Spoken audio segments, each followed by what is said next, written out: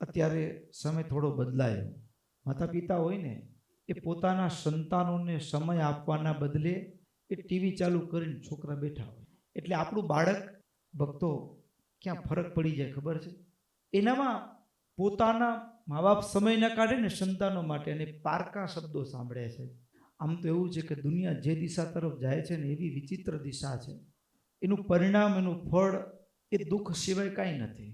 આમ સાચું કહીએ તો આપણે પોતાના માટે સમય કાઢીએ છીએ, એના કરતાં પારકા માટે જાજો સમય કાઢીએ છીએ.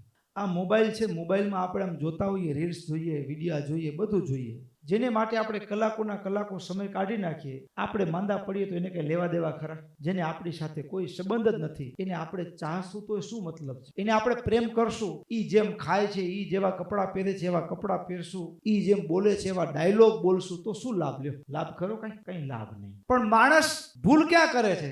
જેની સાથે જિંદગીના દિવસો વિતાવવાના છે એને સમય આપવાની જગ્યાએ, એની સાથે પ્રેમ કેળવવાની જગ્યાએ, જેની સાથે કોઈ સંબંધ જ નથી એની સાથે જડ વસ્તુ કઈ તો ચાલે એની સાથે આપણે પ્રેમ કરીએ છીએ. આપણે બીમાર પડ્યા હોય તો હોસ્પિટલનું બિલ ભરવા માટે ક્રિકેટ જોઈએ એનો વાંધો નહીં, બરાબર, પણ હોસ્પિટલનું બિલ ભરવા ઈ આવે. તાવ આવ્યો, ખબર નથી બેટા બહુ તાવ આવ્યો છે, પૈસે ખેંચાઈ ગયા હોય તો એ મદદ કરવા આવે. લે ને આ એડવર્ટાઇઝમેન્ટમાં મને કરોડો મળે છે, તારું હોસ્પિટલનું બિલ તો 2-5 લાખનું થશે, લે ભર નાખ. તું મારી બધા વિડિયા તું મારા જુએ છે તો આટલું તો યાર ભાઈબંધાઈ ખાતર કરી શકું કે નહીં? આવું ક્યારે બન્યું? જેની સાથે આપણો કોઈ સંબંધ જ નથી એના માટે આપણે જિંદગીનો અમૂલ્ય સમય ફાળવી નાખીએ છીએ, કાઢી નાખીએ છીએ.